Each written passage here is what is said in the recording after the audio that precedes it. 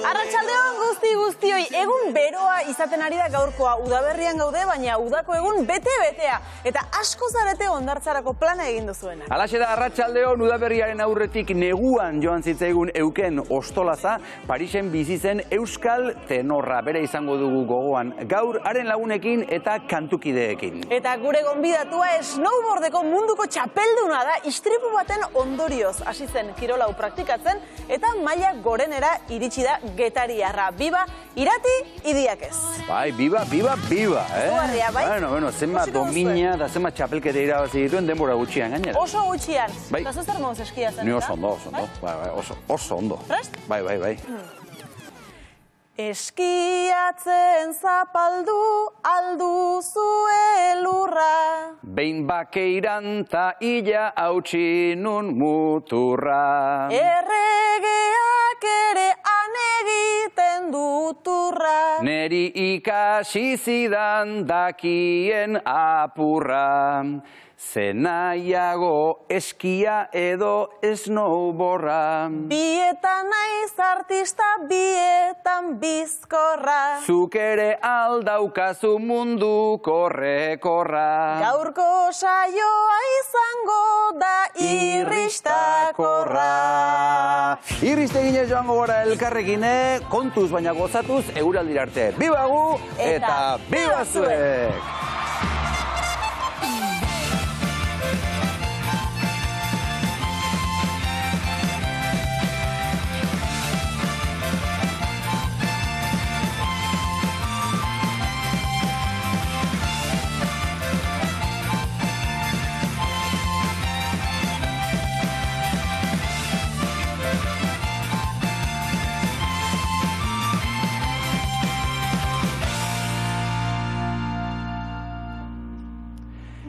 Euken Ostolaza gogoan, Igeldon jaiotako tenorrak mundu osoa konkistatu zuen bere ahotsari esker. Urtarrilaren 27an utzi gintuen, halaxe joan zitzaigun, eta gaur kantuz gogoratuko dugu Euken. Kantuz sortu zen, kantuz bizi izan zen, eta hiltzean ere kantuz gogoratuko dugu. Horixe zen Euken Ostolazaren leloa, eta horretan lagunduko digu bere lagunmin batek. Gurekin da Ana Elorza. Kaixo, Ana. Arratsaldeon. Etorri, Ana. Berdin, Xabi eta Maialen. Ana, guk Euken Ostolaza pixka gehiago ezagutu nahiko genuke gaur. Zu nola ezagutu zenuen? 17 urterekin ezagutu nuen. Donostiara etorrian nintzen, Lekeitiotik, fakultatean hasi eta Orfeoian sartu nintzen, eta bera ezagutu nuen Orfeoian kantari. Eta oso hasieratik izan omen zenuten oso harreman ona, ez da? Bai, egia esan, azkar konektatu genuen elkar, eta arrezkero, gaur arte, bai. Nolako ibilbidea egin zuen Eukenen musikari gisa? Bera, Orfeoian ari ginena amateur bezala hasi zen, eta, ja hor ikusi zuen berak, Foru Aldundiko langile zelarik, irtenbide bat izan zitekeela kantuan. Orduan, berak pentsatu zuen, Orfeoitikan esan behar dut, beste abesbatza batzuetan ere, Donosti Ereskin ere abestua edo abestu egin zuela, eta gero, hortik ikastera hasi zenean, pentsatu zuen, bere ibilbidea ikusita berak zuen saletasuna, alde batetikan antzinako musika oso gustokoa zuen, eta orduan hasi zen Lyonen konservatorioan. Hor, kontratenore bezala hasi zen, bere abotsa ikusten zuelako, izan zitekela aproposa horretarako. Hor hasi zuen bere. Eta Frantzian egin zuen, esan dezagun, bere ibilbidearen zatirik handiena, ez da? Dudarik gabe hor hasi zen, Lyonera joan zenean, han amaitu zituen ikasketak, eta gero egin zuen goi-mailakoa Parisen burutu zuen. Parisko opera sonatuan ere hartu zuten? Oso zaila da hori? Begira, oso zaila, oso proba gogorrak dira, edozein oposak eta bezala, ordu askokoak berak ez zuen gauza hundirik esango horri buruz, baina nik badakit proba gogorrak izan zirela, eta berak zuen ezaugarriaren gatikan lortu zuela operan lanpostua lortzea oposaketa horiek medio. Eta nola liteke hainbeste kostatako ametsa, ez da, edo lan hori lortu, eta gero hortik 3 bat urtera edo, berak aukeratu zuen ustea? Bueno, utzi egin zuen, baina ikusi zuelako opera mundu horretan eta abesbatza horretan, oraindikan ere gogorragoa zala lanaldi kontua, eta hori dela eta pentsatu zuen, hobeto zala beste froga batzuetara, beste oposaketa mota batzuetara paso egitea, eta hala Radio France koroko abesbatzako frogak egin zituen, azterketak gainditu egin zituen, eta hortik ordura, gaur arte, hango langilea izan da, Radio France Kör musikekoa. Zenbat urtez izango da hori, gutxi gora bera? Jo, ezin dizut esan, baino... 20 bat urte bai? Bai, errax, bai. Eta zein zen irrati horretan berak egiten zuen lana? Irratian, edozein koro profesional bezala, horregoten da agenda bat, urte guztikoa, eta bertan, Frantziako agenda musikal horretan, koro horrek abesten ditu, isa kontzertu urtean zehar, gu izan gaitezke baita ere hemen egiten dugun bezala, lagunak eta kontzertu hietarako arpide dun, eta han Frantzian horrela da baita ere, orduan, koru horrek izaten ditu, hainbat konpromiso urtean zehar, eta gero baita ere izaten ditu, Frantziarekiko beste konpromiso batzuk, horiek izaten dira, bertan egiten diren eginkizunak, musikari helduta, koruakin, munduko kontzertu mailako zuzendari hoberenekin, artista bakarlari hoberenekin, eta abar. Ana, bere ahotsa deskribatzen hasita, zuk diozu tenor euskalduna zela. Zer esan nahi duzu horrekin? Bueno, guk badugu hemen Euskal Herrian ez da Naparrotikan sortutako edo datorren kolore bitxi bat, orduan horrela ezagutzen dugu eta liburuetan ere, idazkietan ere horrela dago klasifikatuta kakotxen artean. Da oso abotxe, timbre berezia daukana eta segituan oso sudurrean markatzen den soinu horietakoa. Ez dira asko, eta berak hori bazuen, hasieratikan probak egiten hasi zenean eta kantu-kantari hasi zenean Orfeoian. Eta dena den bere timbre edo tono horri aldaerak, ez? Hori eraldatzen joan omentzen denborarekin. Bai, begira, hasieran esan dizuedan bezala, Lionen hasi zenean berak saletasun handia zion antzinako musikari, eta horrek darraiz dio edo egin dio bukaerar arte. Hor, bai, proba egin zuen edo saiatu zen kontratenore bezala alto eta tenoreanen arteko kolore bitxi horretan lantzen. Baina bai ikusi zuen gero Parisa joan zenean tenore oposaketetan bazuela ja bakarlari bezala lan egiteko modua. Eta gero urteak pasala baita ere adinarekin eta abesbatzan lan egin duelako baita ere joan zaio kolore hori pixka bat sendotzen. Eta bihurtu da kolore sendoagoa eta beste paper mota batzuk egiteko adibidez, paper dramatikoagoak adibidez. Berak hori bere kolorean bai ikusi zen aldaera hori bazijoala sendotzen. Ez dakit ulertzen diazuen, baina bueno. Kantua barrutik ateratzen zitzaiola esaten zuen berak. Bai, bihotz-bihotzetik, sabeletik eta leku guztietatik, bere gorputz guztitik. Bai, hala da. Ana, gogoan izango duzu Eukenek eman zuen azken emanaldia? Bai, hoxe, gurekin, akuariumean izan zan hori, eta Elkanoren biraren inguruko gai monografikoa landu genuen hartan, hortzianekin, eta berari egokitu zitzaion kantua izan zen Aita Donostiaren oinazez. Egin genion moldaketa bat itsasoari begirako hitzak jarriz, eta hori izan zen, berak abestu zen azken doinua, Aita Donostiaren. Pixkatxo bat gozatuko dugu, zatitxo bat ikusiko dugu etxekoek ere gozatu ezaten, honela abestu zuen azken aldiz, pasaden irailean, Euken Ostolazak.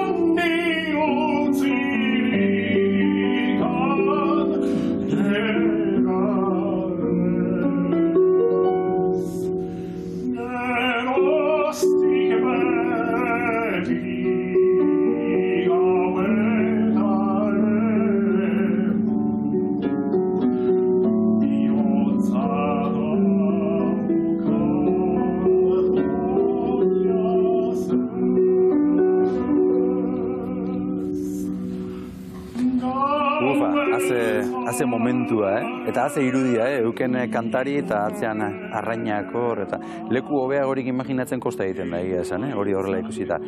Aizu, Ana, Hortzian ensemble taldeare elkarrekin sortu zenuten? Nola izan zen hori? Bueno, hori izan zen taldekide baten Mirenen ideia, aspaldiko laguna ginen, han elkartu ginen, Orfeoien ezagutu ginen, eta, pentsatu zuen, polita izango litzakela, hainbat urte pasa ondoren, elkarrekin zerbait berezia egitea Hortzian talde bezala, eta horrela sortu genuen, Eukenek, Mirenek, Amaiak eta Itziar Azpirozek, Naparrak eta Neronek. Eta zer bilatzen zenuten, zer repertorio edo zer da zuek eskaintzen duzuena? Gurea da, batez ere euskal kulturari eta ondareari eskaintza egitea hizkuntzaren bitartez eta baita ere denboraren poderioz musikak egin duen bilakaera nolabait jendeak ezagun dezan. Eta aldi berean egiten duguna da saiatzen gara musika klasikoari, euskal musika klasikoari, baita herrikoiari ere bere lekua jartzen, eta nola ez, jendeak ezagutzen dituen kantuak beti ere bukaerako kontzertuan jartzen ditugu elkarrekin abestu ahal izateko. Hori da gure helburuetako bat. Eta, ikertzen jarraitzean gure moldaketak eta konponketak eginez aldi berean.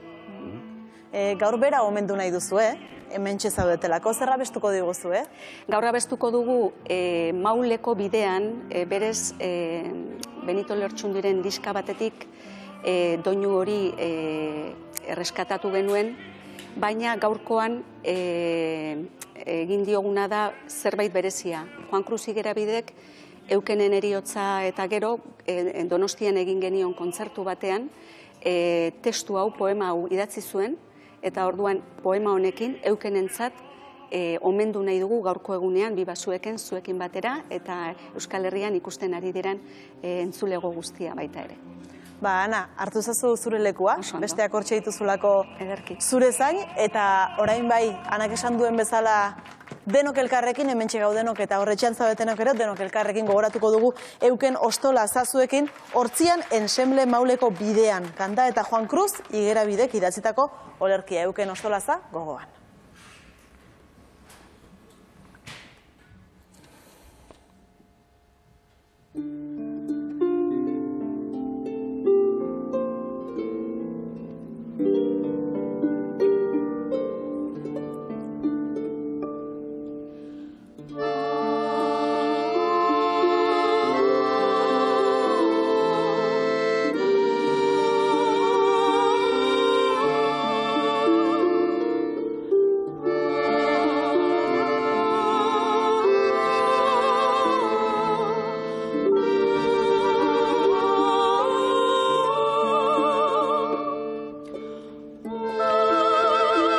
Igeldon, lizar bat kantari, itxasoari begira, zerumuga gorrira. Igeldon, izar bat kantari, itxasoaren dirdira, aingeruak egan bailira. Igeldon, izar bat kantari, itxasoaren mira, antxe haizearen firfira. Antxe haizearen firfira, itxasoari begira, Igeldoko lizar izarra, zerumuga gorrira, aingeruen egaldira. Igeldoko izarra, itxasoaren mira, itxasoaren dirdira. Igeldoko lizarra, Igeldoko izarra, Igeldoko lizar izarra.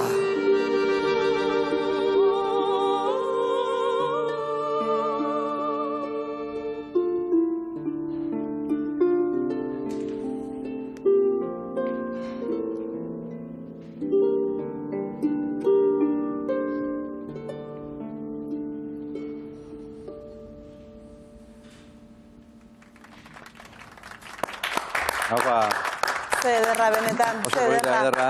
Ana, etorri lasai, etorri ona, eskerrik asko Hortzian ensembleko kide guztioi.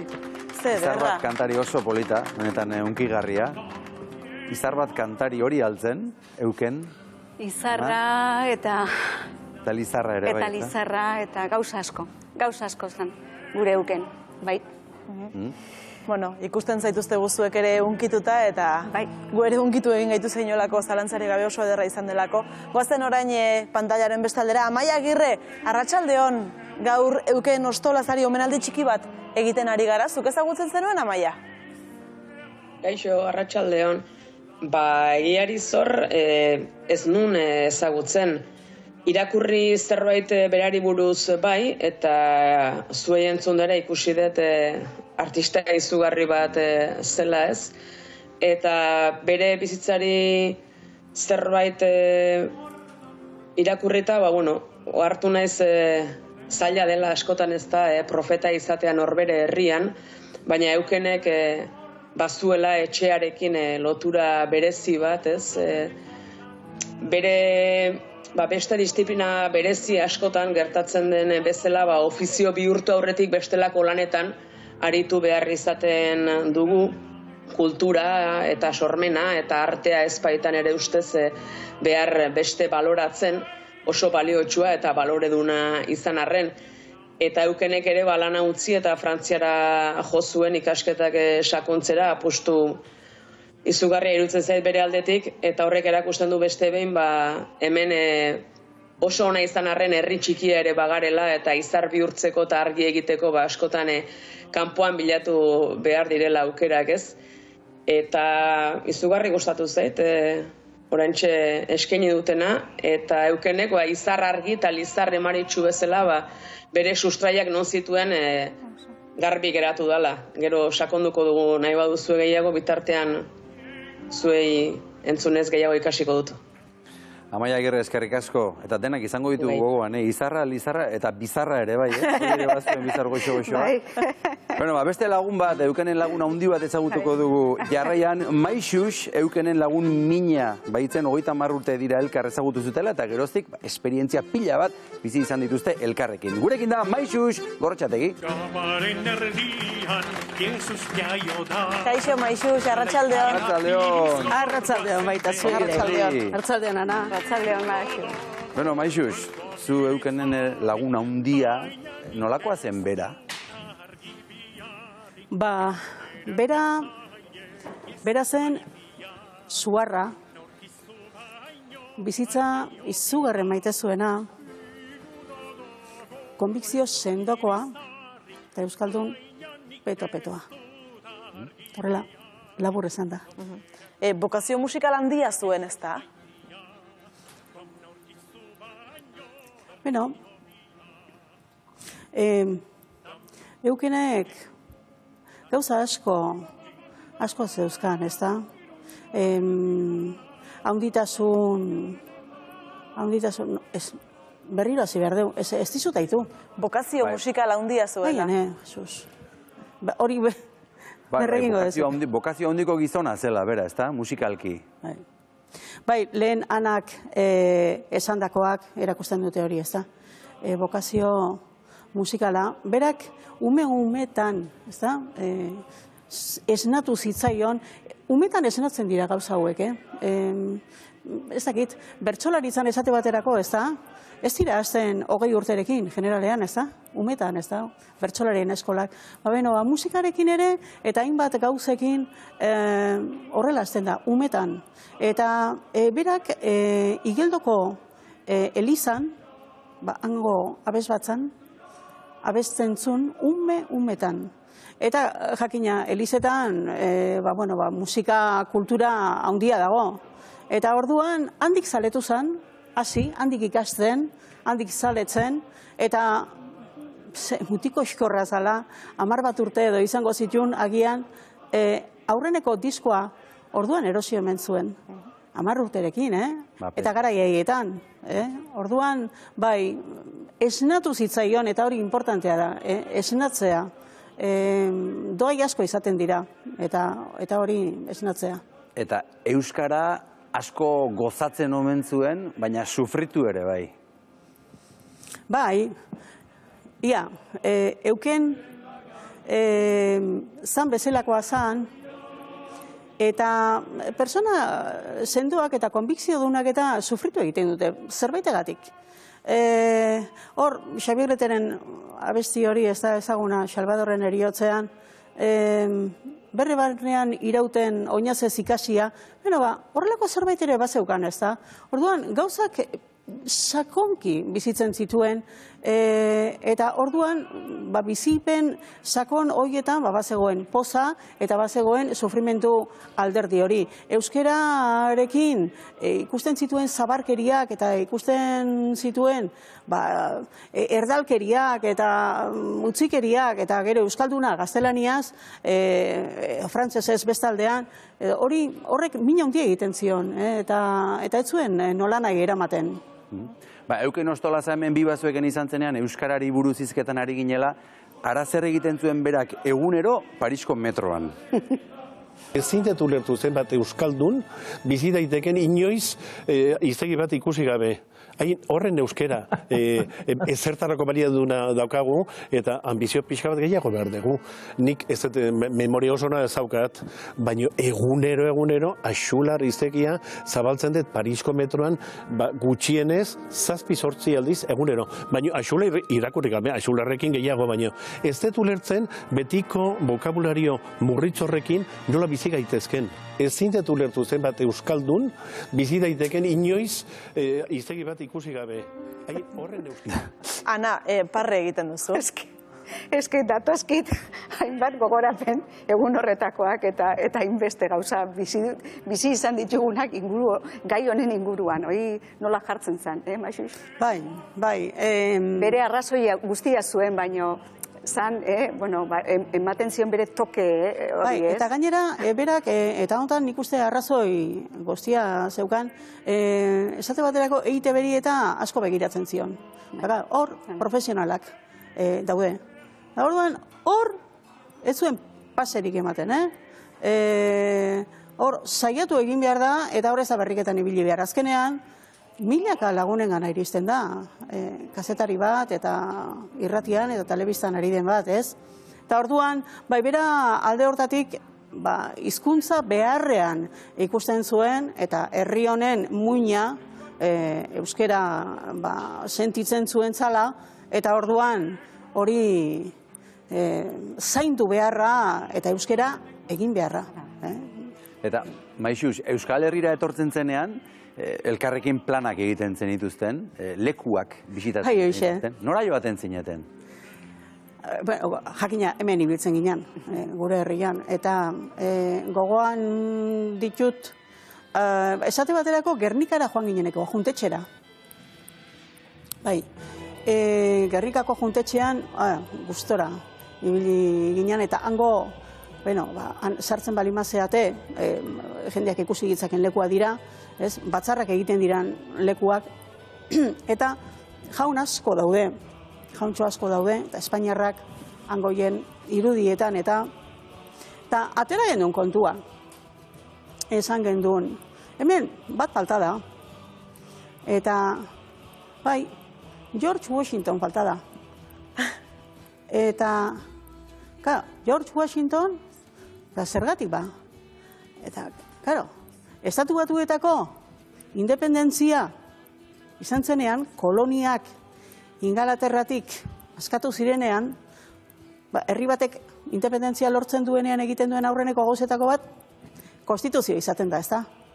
Eta orduan, iraultza frantsesa baino lehentxeago, etorri ziran Europara, Estatu Batuarrak, gero Amerikarrak izango ziran, Estatu Batuak eraikiko zituzten haiek, ikustera zertzegoen Europa aldean. Eta iraultza frantsesaren aurretixe hartan, ia dana monarkia absolutuak. Eta orduan, monarkien erregeen gorteak.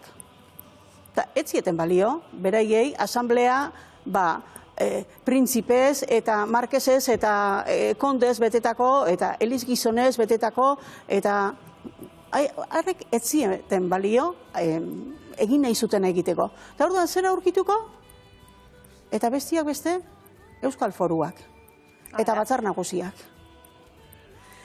Eta Suitzako kantoi batekin, grisoien kantoia. San Marinoko Errepublika, Florentzia onduan. Eta Bizkaian. Foruak. Foruak, eta zer da, eta esan zuten, hau da, herriak erabakitzen du, hemen herria egoten da, eta ez markesak, eta ez kondiak, eta ez egoten dira, herri ordezkariak egoten dira, eta hau da guk egin nahi deuna. Eta esaten du, eukenek esaten zuen, hau nola leike, eta ez dago, ez erakutsita, ez paneletan, aborduan, bueno, ez dakit bere izenean esan dezake da, baina Bizkaiko batzar nagusietan ondo legoke. Haipamen hori egiten. Beraz, Maixus, horlako kontu eta zariten zineten izketan, eta zuen azken txangoa, okerrezpa gaude, ataunen egintzen duten. Azkenekoa. Eta oraintxe ari gara ataungo irudiak ikusten.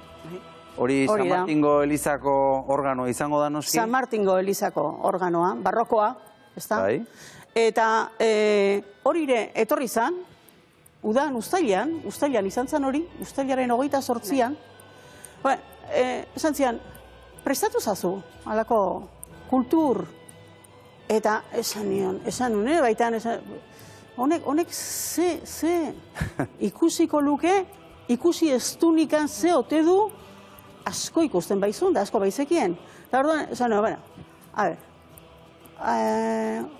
jo ezagun atano aldera. Ia Barandiaranen museo ezagutzen duen. Eta ez zuen ezagutzen. Ez zuen ezagutzen? Ez zuen ezagutzen, bai eixe, baju ningo gea. Eta orduan, gure lagun on Jon Aizpuruarekin, orain, erretiratu berria dana, irratitik, eta arekin hitz egin, eta arekin egun pasa zoragarria antolatu genduen. Eta hasi ginen, hor, San Martingo Elizan, ura erakutsi, organu hori, eta gero joan ginen Sara etxera, Barandiaranen eta bere iloba, bizi ziren etxe hartara eta han egondu ginen, han erakutsi ziguten etxea, eta bertan dago, argazkian irudi hortan, agiri da, irudi batzuk ikusten, salan, eta gero, San Gregorio da hori, eta gero aiara, bazkaldu, eta aian, beste baso, beste baserri ingurune, batzuk korritu genitun, egun zoragarria izan zen. Maixus, faltan botatzen duzu laguna? Nola ez ba. Gainera, agur esaten diozunean urren arte, ez? Eta bapatean, utzi dezunean hain bizirik, hain bizi nahirik, bizitza maite zuen eta ez, eta orduan, bapatean, ez dago, ez da? Eta jakina, berak bere konbikzioetan, utzi diguna izan da, itxaropen hori, sinisten duenarentzat, ez dala bere bizitza, eta hainbeste on, ez dala galdu. Berak esango luke bezala Jainkoagandik hartuak zituela, eta horiek ez dirala galtzen, ez da. Berak oso erlijio sentimentu sendokoa zan, kristaua, Eliza maitezun. Hemen, berak sorte handia izan zuen, ez da. Bere personalidadea, bere nortasuna ezagutzeko, nik uste 3 alderdia aipatu behar diala. Batetik da etxea. Beha zan leku ederko semia. Ostolaza Zamora. Igeldon eta Donostian kokatzen da. Lehen da biziko erruak daude, bere etxian, bere anaiekin, bere gurasoekin, eta familia zabalagoan. Osaba izebak eta lenguzu bat ere, elkarrekin biziziran danak. Eta gero, beste 2 osaba, apaizak, arrasto handia utzi zioten. Eta orduan hor bazan, baina errotzeko lehen da biziko oinarri hori, ez da, etxea.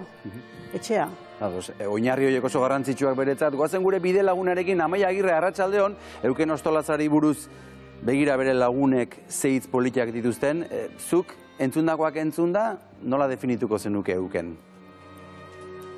Nekagaitza, saiatua eta militantea, eta nola ez euskalduna, egoskorra, euskararen norabideari begira ni bezala asko identifikatzen naiz. eta hemengo antzerki konpainietan, badakit ibili zela eta Euskal Irratian ere kolaborazioak egiten zituela, bere jakintza humiltasunez erakutsiz, eta bukatzeko esan, batzutan goiko esperatan arrakastatsu denak beste lehentasun batzuk jartzen dituela, baina eukenek ezetz, eta berdin diola ze hortzitan egiten duen argi izar bezala berak bazekielako bere orbita eta lurra nuntzeuden. Amaia Agirre, eskerrik asko, plazer bat gaur ere zurekin izatea, eta eukenek eta bere lagunen leloak onelaxe dio, kantuz sortu naiz, kantuz bizi naiz, eta hiltzerakoan ere gogora nazazue horrela. Bi bazuek era aurrekoan etorri zirenean horixe, kantu horixe abestu zuten, berehala ikusi eta entzun eta gozatuko dugu kantu hori, eta horren aurretik ordea, ikus ezagun bideo hori, eta gero jarraian Anak azken agurra emango dio Euken Ostolazari. Kantuz sortu naiz eta kantuz nahi bizi, kantuz igortzen ditut nik penak iesi. Kantuz bigatu daño zerbait irabazi. Kantuz gustura ditut guziak iretsi.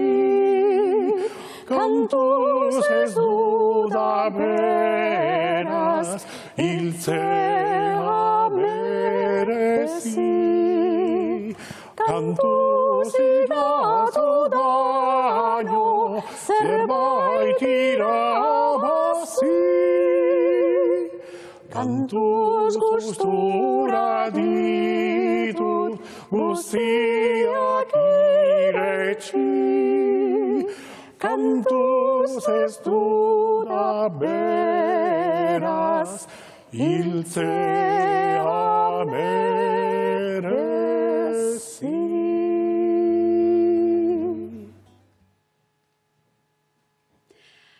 Kantuz ehortz nazate hiltzen aizenian,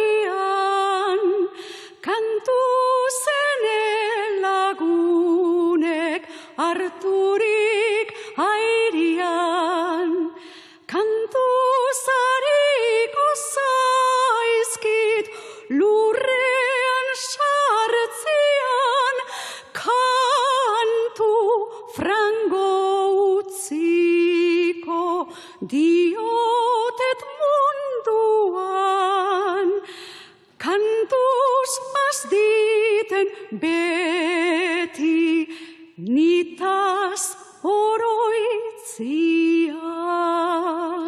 Euken, paradisuan elkartu arte, gora musika eta gora bihotzak. Eta bibe Euken, bai horixe, Ana, ze kantu politia, ze hitz politiak. Eskerrik asko benetan hemen izateagatik, Ana Elorza, eta eskerrik asko zure taldekide guztiei hortzian ensemblekoei. Maixuz, eskerrik asko. Eta Euken beti gogoan eta beti bihotzean. Hala izango dugu, eta bere oroimanez, azken hitz bat, berak nahiko luketa, iruditzen zait. Bera abertzalia zan. Ez dugu gaztu behar, berak herri hau maitezun, izugarri.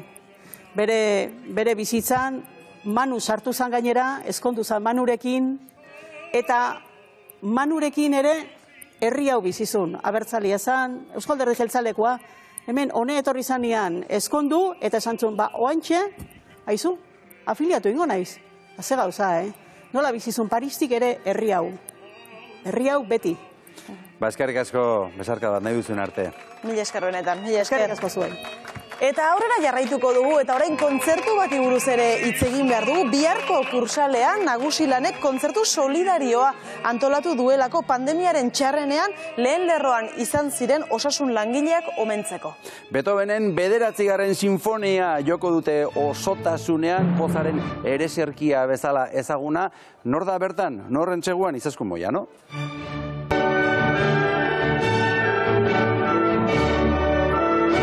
Pandemia garaian lehen lerroan lanean aritu izan ziren osasun eta gizarte langileek merezi duten errekonozimendua jasoko dute Nagusilan elkartearen eskutik. 170 lagunez osatutako 4 abesbatzek eta musikeneko orkestak emankizuna eskainiko dute bihar kursalean, baina gu gaur azken entseguan murgildu gara.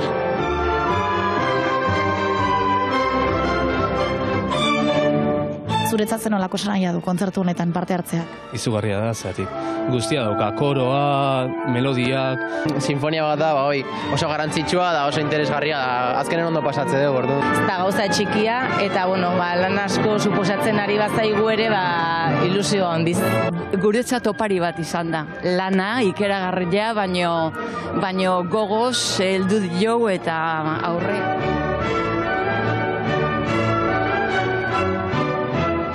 Ze iruditzen kontzertuaren helburua, ekimenaren helburua? Nik uste oso garai gogorrak bizitu genitula. Merezi dute beha gehien bat. Zu zeu, Joseba, mediku ohia zaitugu. Kantakidetzan osatzen dugu jende sanitario pila, langile pila bat, eta oraindik batzuk gehienak lanean jarraitzen dute, eta eskertzekoa da gutaz gogoratzea. Proposamena heldu zenean, Nagusilaren aldetik baiezkoa eman zen duten hasiera batetik. Bai.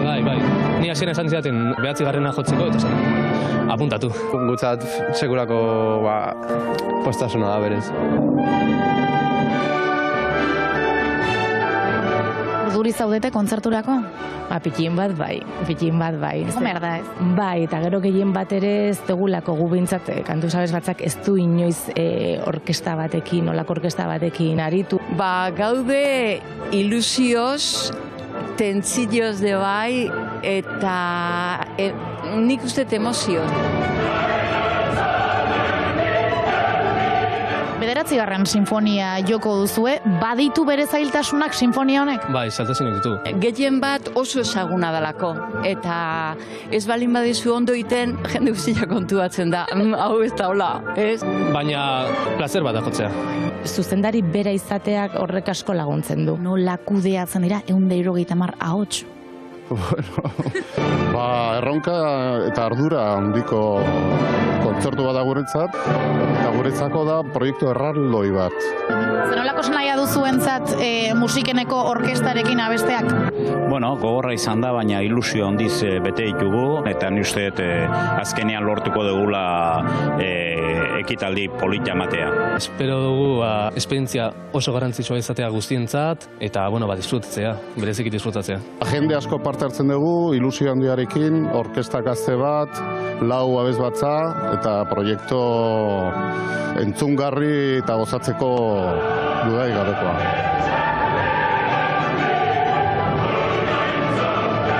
Izugarrizko proiektua bai, eta esan bezala bihar izango da kontzertua. Uste sarreratxo batzuk, geratzen direla gutxi batzuk, beraz, nahi duenaren hor dago. Alaia izango da kontzertua. Oso alaia. Andoni egaina, arratsaldeon. Arratsaldeon. Andoni, aurreko estan esan zenigun Afrikatik itxasontziaren kubiertan bertxotan etorri zela. Bai, hori da. Zergatik ote zetorren handik edo zeinote da historia hori? Bueno, bersolari izkutuko hau, Iñaki Izmendi Baxarri. Eta Baxarri Afrikatik etorri zen? Bai, Afrikara bidali entzuten. Baxarrik 35ean txapelketa irabazi zuen, 36ean epailetariko izan zen, eta gerra piztu zenean nazionalistekin joan zen, ertzain gainera uste dut, bere altuera eta porteak emango zion ertzain izateko.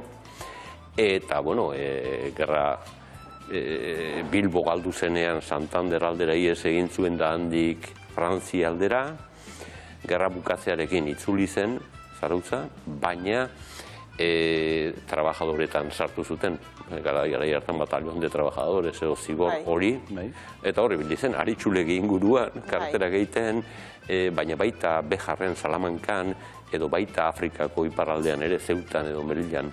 Eta berak esaten du, behingoz libratu zutenean, itxasontzian jarri zutela, eta Gibraltar pasatzen ari zela, kubiertar erten da bea bakarrik bersotan aritu zela San Pelaio egun batez.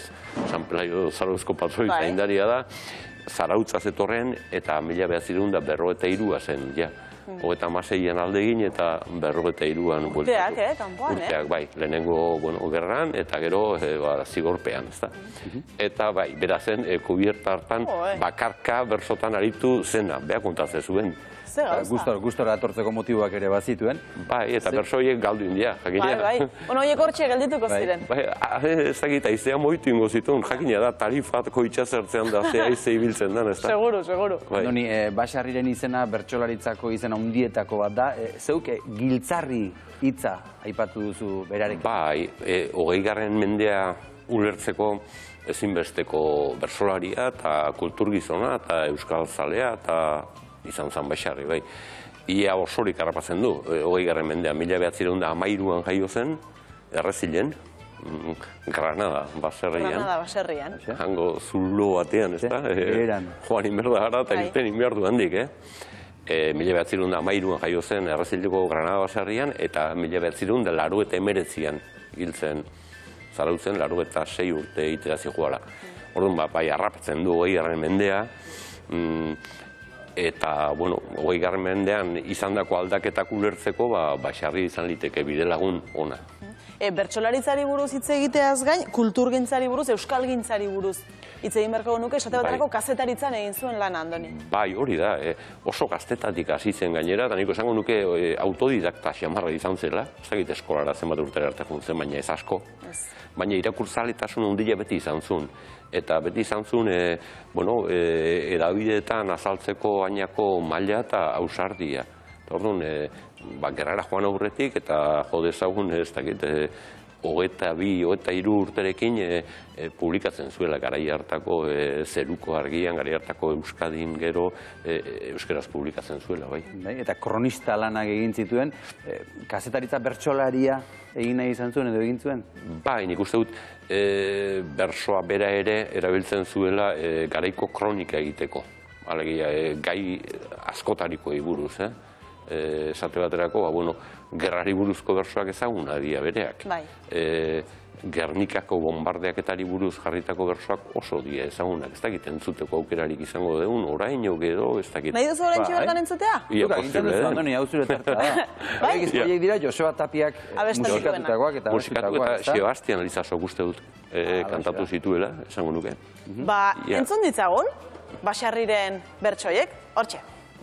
1937 Euskotarrentzat urte beltzilun tristetan ekargarria. Haus bihurturik utzi zutena Gernika zoragarria. Euskorreliki maitatuenak gordetzen zitun herria. Hori da, berso sorta jarri zuen, eta orduan ere egiaren kronika egin nahian. Gernika bombardeatuta gero fascistek esan zuten Euskalduna beraiek izan ote ziren, gorriak izan ziala, eta abar, Basarri bazekien horren berri, eta bere testigantza bersotan eman zuen, benetan gertatu zenaren kronika, ez da? Eta bere jarduna halakoa da beti, edabideetan. Arlo asko harrapatzen ditu, herri kirolak hasi, edo Basarriko bizi modu batik segi, edo gai politikoak, edo momentuko gaiak, ez da? Baina beti ere kronika gizara. Eta, Andoni, bere bertsokerari buruzuk diozu, lortzen zuela bertsok ulergarri eta natural egitea? Bai, nik esango nuke Basarrik ez dula baliapide, esan dezagun literario haundirik erabiltzen, ez duelako erabili nahi. Kontatu nahi du, simple gertatzen dena, bersotan ere. Alegia, obesiaua botatzeagatik ez botatxarragoa, zen bere filosofia. Eta, karo, horrek emate ditu pista batzuk. Igual, goi mailako bersorik ez dizu botako edo ateraldirik ez du baina egingo. Baina berso txar gutxien kantatutako bersolaria segurasko Basarri izango da. Hori ere datu bada. Gustatuko litzai duke Basarri bera kantari ikustea eta gozatzea? Badaukagu bere bertso bat. Hauxe, Iñaki Aizmendi, Basarri bertsotan.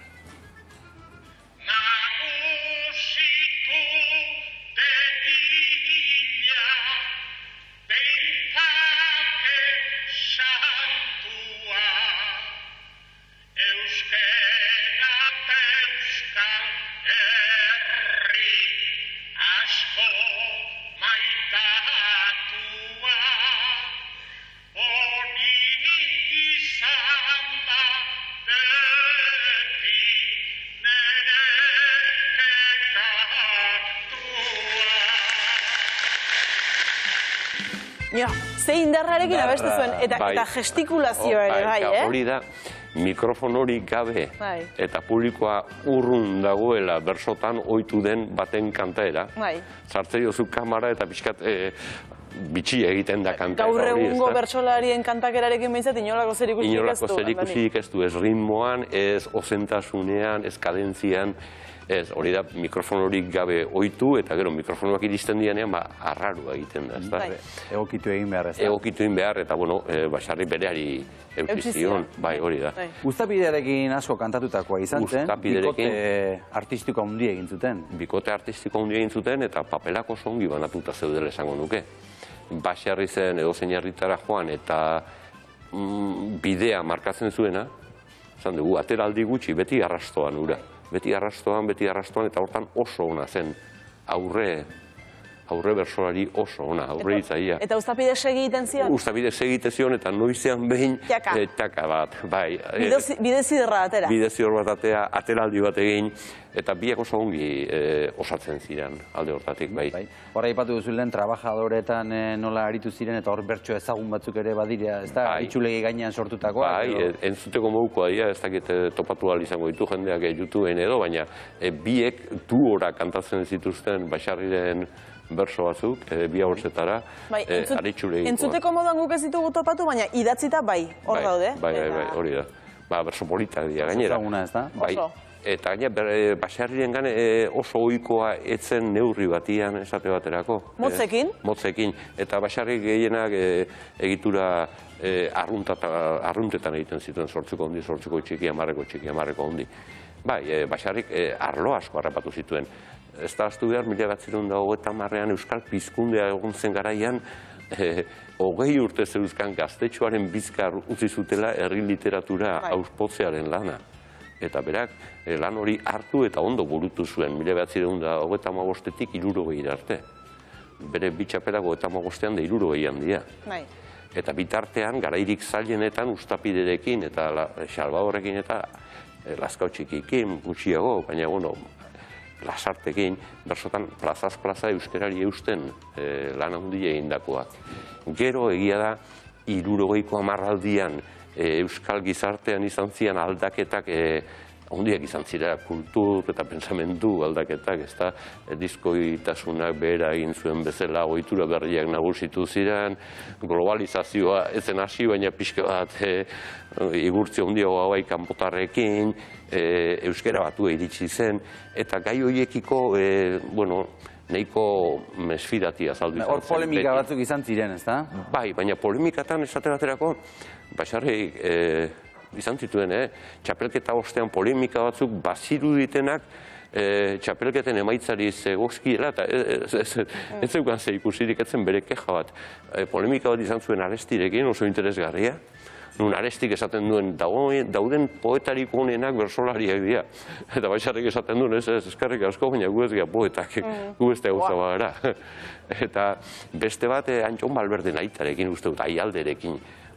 Polemikak, bueno, errespetuaren barruan, baina polemika argudiotan oinarritutako polemikak. Eta ez zian erremina, zian, bueno, pentsatzen zuna, parrausta botatzen zuen, 60ko hamarkadan egila da, aldaketa batzun aurrean, akaso pixkat atzera geratu zela, baina, bueno, 20. mendeak ez du kronista hoberik euki Basarri baino. Andoni, zu zarauztarra zara, bera zarautzen bizi izan zen, gertukoa ezaguna bazen duen, eta ilurren zela, izan zen duten aukera berekin izateko, eta bertsoa ere kantatu omen zizuen. Bai, egia, ez daukat goguan eta ez dakit grabatuta dago, baina ilurren zela, ja 84 urte bat zituen Basarrik, eta bisitan joan gintzaizkion Motxian berso eskolakoekin, eta bar, zaharretxean zegoen ordurako, kurpildun aurkian, eta eskatu berso bat, eta bota intzigun blasta. Eta akatzik gabe, zalantzarik gabe, eta berso eder bat. Eta, bueno, bazen hori Basarriren ezaugarri bat. Gauzak oso normal esan, eta zalantzarik eginez, pun. Bai, beti garbi zorrotz eta pixu zorro entzun dugun bezala, ezta? Bai. Eta behar bada gainetik pasa dugu, baina bi aldiz txapeldun, 35 Bi aldiz txapeldun. Eta 65. Eta 65, tarte handiarekin. Zarautzen badira txapelak, Badira, batzuk bai. Kilometro zero izango da hori, ezta? Batzuk bai. Azken portun gehienak, gaina. Ez baitu esan, Baxarri Zarautza joan zenean, Granadatik, Errezildik, azken portu taberna jarri zuten gurasoek, eta oso azken portu goazen Baxarri. Eta ni ere era naiz. Eta zure alazera. Andoni, Baxarri pixka gehiago ezagutu dugu, datorren asterako pista bat behar dugu. Ea ba. Datorren asterako pista izango da, esan genuen, bersolari asko ez dela fabrikan lanean aritutakorik, ari zen denik. Bau bai, bersolari hau fabrikan lanean aritutakoa da. Ze fabrikatan esan genezake? Ze esan fabrikak asko direlako, anitzak direlako? Ikertu beldia izan daiteke. Izan daiteke. Fabrikan, ez? Eta ari dena. Ari dena. Ari dena. Ez da ikertu beldia. Ez da ikertu beldia. Zerbaitak izaten dite, emakume izango dela agian, pentsa. Ez dakite?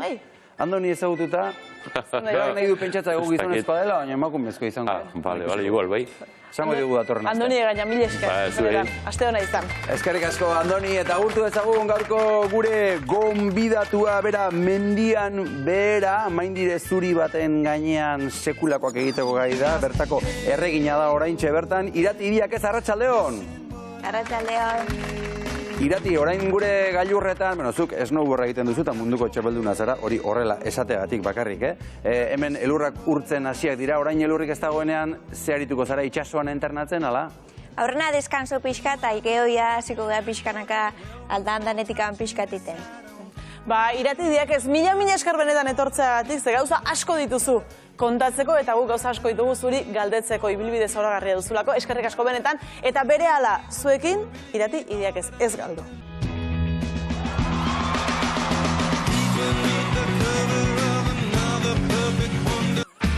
Biba zuek Euskal Telebistan arratsaldero bezala kanpoan bero egiten omen dut, hemen ez dakizu eze fresko gauden idea, fresko, burua, fresko.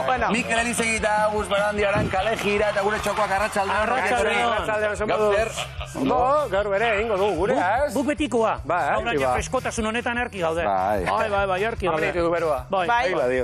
Bueno, gaurko gonbidatuak ekarriko dugu freskotasuna elurrarekin zerikusia duelako. Istripu larri baten ondoren snowboarda praktikatzen hasi zen eta orain 3 domina zintzilikatu ditu lepotik munduko txapelketan. Biba Irati Ibiak ez. Aupa Irati. Aupa Irati. Arratsaldeon. Pasa lasai. Arratsaldeon. Ondo. Bueno, ametxe godela. Gu gustora benetan. Zorionak, ondo egoteko moduan zaude. Munduko txapelketatik itzuli zara, zer moduz? Itzulera? Ondo? Ondo. Pandikan aterrizaten. Ez da, 3 dominekin, ez daukazu agujetarik lepoan, pixuarekin edo hainbeste karga ekartzearekin? Jaso itxut, baino etxut asko jarri txintxilika, Bai. Orduan, bueno, ez da gai pixu asko ez da, Karri ez bat erakusteko. Pixatuko, Karri. Noski nahi dugula. Hau urrezkoa izango da, ez da? Hau benetako da. Hori izan dizute bintzat. Hobe pentsatu dugu eset. Hau saltzera orain, esaten dute, pixua... Beira, hemen ikusten duzue. Ez, esaten da, urrea dagoela, inoiz baino garestiago dagoela. Zehazki 58 euro gramoa. Baina zu gau ez daukazu saltzeko, ez da? Ez dut uste. Saldu, Irati. Zurea da. Egia da inoiz ez dela jakiten, Hori, uantxe bertan. Orain ez, momentuz ez. Bueno, esan da bezala, 2 urre eta zilarrezko domina bat. 3 domina irabazi dituzu, ze sentitu zenuen, hoiekin bueltan Euskal Herrira zentozenean? Eske, bueltako egunean gainea aiatu nintzen getaira, eta intzien kriston resigimentua, eta klaro, ja alde manean, enula sinisten, ja intzienia resigimentu hori ja enakin non sartu. Baina oso polita, oso gustora. Negar pixkatingo zen, no? Pixkat. Herri oso egintzunean. Hori ba. Bai. Bueno, joango gara pixkanaka zure dominei buruz eta txapelketei buruz hitz egiten, baina etxekoek zure historioa ezagutu ezaten, nola iritsi zaren zu snowboardera. 2017an Txilen zinela zuk istripu bat. Izan zen, zer gertatu zen? Azkenengo bidaiaitan joan lagun batekin, oain era izpa bihurtu gana, eta autobusa etzan baina aiatu bertzun lekura. Eta, bukatu zu burua babesteko suposatzet bezua jarri nula, eta azkenian infekzioa harrapatu zuen, da amputatu inberzantzien bezua. Beraz, zuk istripu horren ondorioz eskuineko besoa galdu zenuen, hortik aurrera, zure bizitza aldatu egin zen? Guztiz. Gainera, istripu eukinu, baina, hori dana superatzeko denbora asko behar da. Eta guan dikan rehabilitazioan eonian, ja, galdetu ziren probatzeko esnoua, eta orduan, denbora falta izan zitzaiten, izan zen, esnoua saldu zen, eta ja, hor gelditu nintzen guan arte. Ez zinuen beste kirolik probatu? Ez. Baina, egia da nahiko berezia dela, ez da? Rehabilitaziorako esnoua proposatzen dizute? Bueno, kirola proposatzen dizute? Bai, azkenian protezia eramateko pixua dakanez, zinitzen aurrena igeriketa kurso bat iten baita ere bizkarra deskonpensazio horiek ebitatzeko nolait, eta gero beste kirol banain nula probatzeko ez dakize, eta galdetu ziren. Esnoua batik, pixkarra da, esnoua justu, gaina hemen ez da hola elurra. Eta istripua baino lehen, esen unein, behin ere esnourik edo balako kontu. Orduan hasi zina. Hombre, gintarin ez dago eskipistarik, ez da? Ez, guaingoz. Igual egingo dute. Meritu dobrea daukazu, ez gaina, jode. Esnouanen txapelduna gero bihurtu, hori, bueno. Baize, oso zerotik. Hori da. Bai, guzti zerotik. Erabat zerotik, eta, ondo? Ondo, nahi galdetzei, klaro, besoi gabe, eta ni ez dakit ezken, bi besokin nahi nun probatu oinoiz. Orduan ez dakit ze alde da honor. Baina ondo. Zer ematen dizu zuri gaur egun mendia? Azkenian da, denbora guztien hau aire librian, jendiare, nire ustez bertan bizinan jendia askoz irikillo da, askatasuna bat eixu, velozidade horrek sentiarazte izunare, erra da. Eta elurrak? Elurra gustatzen zaizu? Bai. Otza, hortxe, Otza pasako zu bai, askotan, gaina pentsatzen. Bai, aurten bai, Ez zara zu asko oztuko elurretan. Claro, hainbeste movimiento. Zara, ez da? Bai, askotan izertan, otza eta alare izerditan. Zoritxarreko istripuak mendietara eta elurretara eraman zaitu, eta 3 domina La Molinan jokatutako munduko txapelketan lortu dituzu, baina zu ze helbururekin joan zinen? Horretaz parrezi bitzega, zeba, urten nahiko urte diferentia izan da, nire burua zaitzen edo naiz, mentalki asko, lanian horretan, eta orduan joan gehiago, disfrutatzea, ondo pasa, bajada inbernu nahin, baina, gustora delitu indako lanakin, da hori duena. Eta errepentian, klaro, junitzanean aurrenengo gunean entrenatzea, ikusi nun, probatu nun zirkuitua, eta ikusi nunean, ondo nabil bandikan, zaitaztu, ez nugu haitiaz. Eta aukerak ikusi nitu orduan. Zan, disfrutatzea, baina albaldin bada, nire honen aman da, altan dana lortzea. Eta domina bakoitzak izango du bere historia, ez da? Modalitate ez hori da. Dira, azalduko diguzu zein den bakoitza? Aurrengo txapelketa izan zen border cross. Dala launak ateatzegeana eta hasieran daude modulu diferentiak, kurba luziak, saltuak, dubiak eta hola. Eta hor, irabazi nun, denbora hartzeguen bajadetan inun denbora honena. Orduan esan nun, aukera askat akaso irabazteko. Baina azkenian bigarren gelditu nintzen, da hor zilarra lortu nun, da, apiskat gustora, baino, ze pena. Eta urrengo gunean zan txapelketa berdina, baino Rakelekin, nire taldeko beste neska batekin. Bikoteka, pareka. Bai, horrena bat geiztea, eta jatzeian ordenian, portilloiak irikitzea, eta beste laurokateatzea. Eta horrek ginen irabazi, eta jagin hauen gu. Subidon. Subidon, ne arbiak saltoka, ezin ginen sinistu. Eta gero, banketez lalom dala gehiago kurbak, baino peraltiakin, hor denbora hartzeguen bajadetan initzan erori, eta esan irati benga espabila. Baina gero ikusi nunean, bani joala rondetan aurrea, semifinaletan ere ribala hundienakin irabazi nula, eta gero finalean joala, irabazi nunean, Gustora, ez da. Bueno, taldeka irabazitako domina horren irudiak baditugu, ikus dezagun, Irati txapeldun taldeka.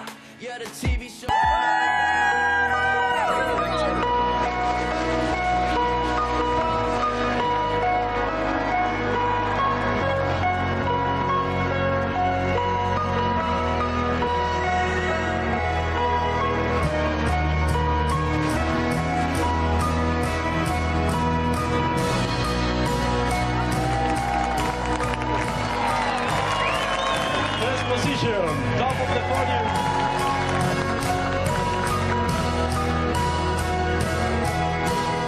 Eta ze irriparreak, Zuek kirolariek, pentsatzen dute emozio asko do gestionatu behar dituzuela do. Zuk ongi gestionatzen aldituzu? Bueno, uste nuen ondo gestionatzen ditula, baina horretan asko naiz lanian aurten. Baitare? Pila bat, izugarri, bueno, de hecho, elurra baino gehiago horri bili naiz. Fizikoki eta mentalki? Bai, gehiago mentalki aurten. Eta fizikokire bai, baina elurretan naiz hainbeste ibili horregatik, ni joan gehiago disfrutatzeko zea horrekin. Eta, baina burua bere tokia. Hori da. Eraman zenuen, hori bai. Baina hain ondo landu eta hainbeste lan, hainbeste dedikazio, nik uste horrek asko lagundu ditela. Hori izan daiteke gakoa? Nik uste bai. Domina guztia begekartzeko gakoa? Bai, ingo banun beste denboraldi normal bat, segi, aiatuko zen momentu bat, segurazki erreingo nintzana, eta desmotibatu, eta hori dana. Orduan izan zen gehiago, lana hontan ingo dugu, guain denbora daola aurreago beika, eta behitu ze importantzi. Wow. Gainera, ze denbora tartean jokatu behar izan dituzue lehiaketa huedenak? Egun gutxiren barruan, ez da? Bai, junginan aste azken batian, jagorra hasi ginen entrenamentuakin, eta bueltatu ginen gero urrungo zapatuan, ustet. Pentsa, horre, gauza asko egin behar dira denbora gutxian. Intentsitate asko. Eta konzentrazio handia, ez? Baitare. Nervi asko. Irati eta zeintzu dira hasi berri entzat horrelako gomendioak snowboardan hasteko? Ze heliz egitani horri bine gara, euki ditu gure esperientziak snowboardarekin. Lehen operarekin egon gara hitz egin. Eta kale egin dugu, nik badukatzetxean snowboard hori egun baten erabili nun da gehiago ez. Hori zein da sekretua, behintzat zutunik edo zutuntzeko. Nik uste da horrena dela pazientzia. Hori gutxi igual. Hor ja faio ite badeu zaila dago, baina bueno, nire ustez baitare garrantzitsua da irakasle bat hartzia erakutzeko izuna nola, eta pixkanaka. Pazientzia eta denbora eta dedikazioa. Pazientzia hartu behar dugu eta gero zu irakasle gurea, ez? Alako zerbait, ez? Bueno, ikastez horian batea jongo beha. Vale, venga. Oso, venga. Getariarra izan da, Getarian hemen elur askorik ez dago. Beti elurretan ezin duzu entrenatu, zure bestelako entrenamendu nolakoak izaten dira? Bueno, baita ere oso garrantzitsua da, mentalki esan duen bezala, fizikoare bailantzia eta gimnasioan azkenean fuerte hon berdezu, zeba erorire itegeak, kriston golpiak hartze ditugu baita ere, eta aurten adibidez Molinan lesionatu pila bat egon dia. Ezurrak poskatu itxuenak eta dana. Orduan fuerte hotia importantia da. Bai, oraintxo aipatu ditugun domina ez gain zure palmaresa zabalagoa da, irakurri egingo dugu, munduko txapelduna, munduko txapeldun ordea, Espainiako txapelketako 3. postua, zure kategoriako rider onenaren kristalezko globoa, eta hau dena 5 urtetan. Zuzara oso pipa, ez duzu arrasartzeko tarte handirik hartu hemen, Dana oso segidan, torri zait. Eta Irati, egongo dira bat artean umetatik hortan ari direnak? Zurekin lehiatzen ari direnak? Bai, badaude, porque danak sorionez ez da istripua batik izan, edo badaude. Eta hori ez pentsatzen ote dute? Ez dira, enai atrebitu galdetzea. Horiek esango dute, hau etorri da orain, esango dute ez da. Claro, 5 urten hijo baina, azkenian ordu asko dia, dedikazio handia da, orduan, behaiek ez dakizen bat entrenatze, guen egia esan, baino guk asko entrenatze dugu, guanan bizigea. Jende pentsatuko, jo ez erraxa eta zegoa Irati, snowboard egiten, baina zenbat sakrifizio, zenbat ordu, familia, zu bakarrik ez, ez dela erraxa gorra. Debalde ez dago ezer, ez? Debalde, amen. Eta polita saltzea, eta polita ikustea, baino lanaz, gorra da berez. Dudik ez. Eta asko entrenatzen ari zara, besteak beste 2026a hortxe begiz jota daukazulako, ez da? Bai. Zer dago 2026an? Joku paralimpikoak. Gaina, baitare mundialak importantia zian, zeba hor ikusiko zan gure kategoria onartze zuen edo ez, segun zenbat parte hartzaile ginen. Eta, bueno, zorionez onartu du bez, asko ginen, orduan horrekin emai oso gustora. Orain, atzera egingo zenuke, zure bizitzan? Eske galdera hori nahi super zaila iruditzen zait. Bai, haitu eta askoek esateuela baietz, baina eske ni hainbeste hasi naiz pertsonalki, hainbeste ikasiet eta hainbeste hasi naiz pertsonalki, orduan usten dut ez zula pena mereziko atzeaitiak. Ez duzu pentsatu nahi ere, ez da Irati? Bai, eske uste uste ezetz esango nula. Gorra da, baino... Bai, eta gauza positibo asko gertatu zaizkizu Hori da. zuri, eta ez zuri bakarrik, zu bihurtu zara beste askorentzat erreferente positibo ere, bai, ezta? Hala ez dati. Bai, zuten dizute? Ez que hala da. Eredu. Zu bezala ziko dira beste batzuko istripun bat izaten maute, beste kirolan bat egiten, edo hori seguro. Inspirazio bat, Hori da. Dudik, ez? Ojalá.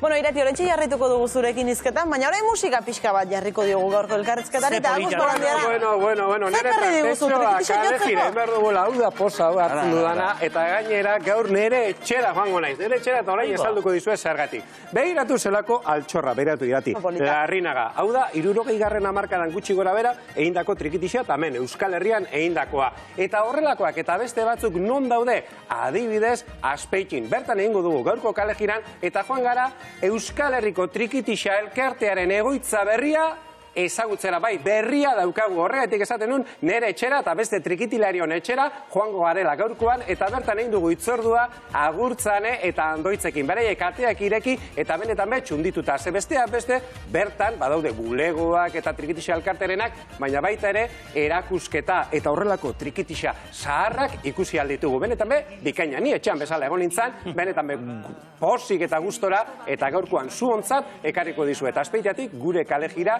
trikitixa elkartearen egoitza. Aurrera!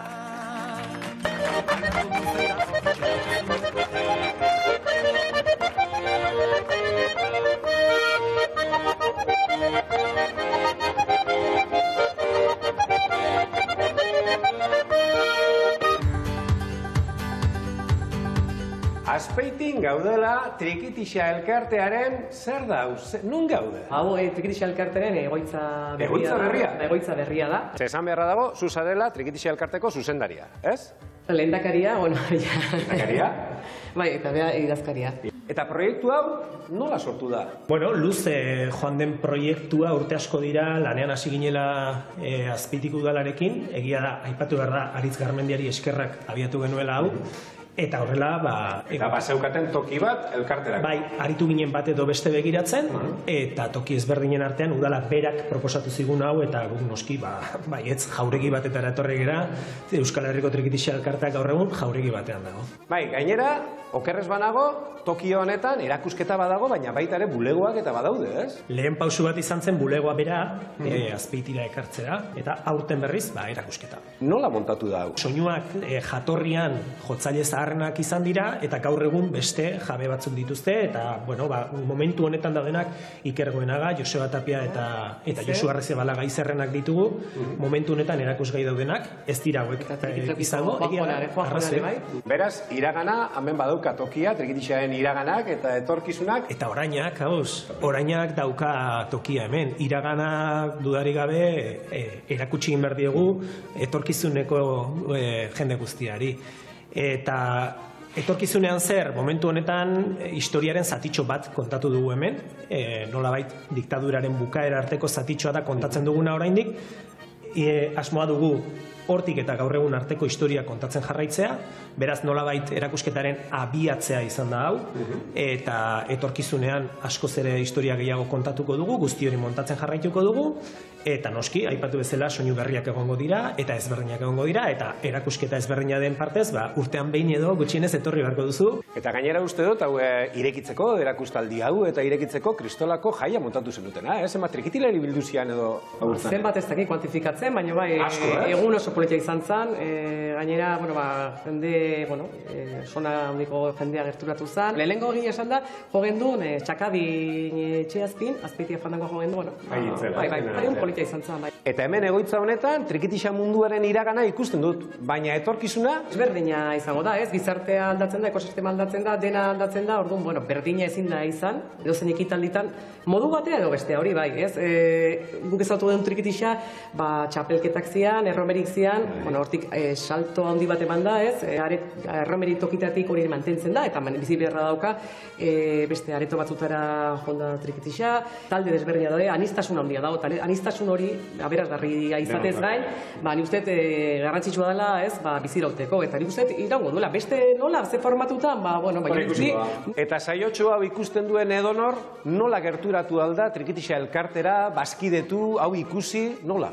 Ateak irikita daude guztiontzat, bazkide egiteko e-maila bidali besterik ez da, edo gure web horrean sartuta, trikitixa.eus, erresa. Bertan informazio guztia. Eskerrik asko, irekitzearen, ateak eta hau erakustearen. Haupa, eta biba zuek.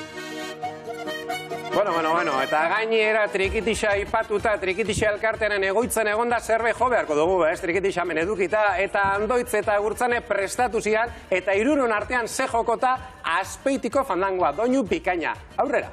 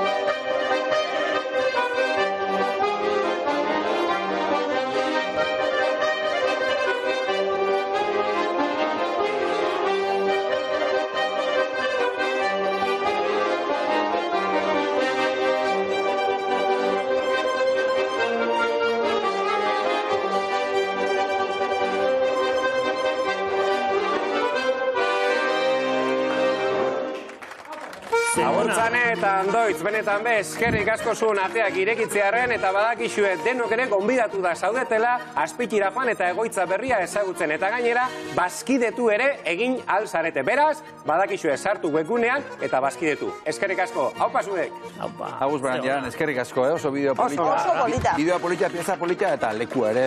Itzela, trikitixa merezizun horrelako toki bat eta behingoz lortu. Eta zoragarria izango da, orain datorren sorpresa. Oraindik sorpresa da, ezta? Horrela deitzen jarraituko dugu. Bai, orain sartuko da norbait, norbait sartuko da. Baina sartu. Bai, norbait sartu alegia. Agertuko da. Niri begiratzen ari zen iratea beldurtu. Izan daiteke, esango diogu. Sorpresa honek izaten dira irati. Jokin Iriakez, arratsaldeon. Arratsaldeon. Bueno, Irati, parre egin duzu, esaiguzu, nor da Jokin? Nire lehen guzua. Espero zenuen Jokin hemen? Ez. Pentsatzen un, bueno, amak inda izketan atzota, zuei etxua izan, ez da, seguru, no ez? Seguru, eta aita parra itezun da, ez. Enur espero Jokin, egia esan. Ba, Jokin, entzun duzu, Iratik ez zuen espero, baina hor zaude, Iratiren lehengusua, baina umetatik, anai arrebak bezala, ez da, ia, ez? Bai, azkenean, getaia herri txikia da, eta esate bateko lehengusua getaia ni bakarri naiz, eta oso harreman estua dakau, bai bea eta berana jakin. Jokin, zuk ezagutzen duzunez txiki-txikitatik nolakoa zen Irati txikitan? Irati txikitan neska oso eoskorra zen, zate bateko kasketak iztona garrapatze zituen. Eta guain ez, guain asko aldatu da, guain alaia da eta oso neska jatorra da. Bueno, behar bada horregatik ere iritsiko zen iritsi den tokira, ez da? Buru horreiz, bai, behar da hori, ez da? Bai, pixka, bai. Helburuak jarri eta beti aurrera, ez da? Bai, zezena ezela. Eta zuk nola gogoratzen duzu Jokin, lehengusu zaharrak asko agintzen zuen? Jokin, una da, hogiko euskorra ezela.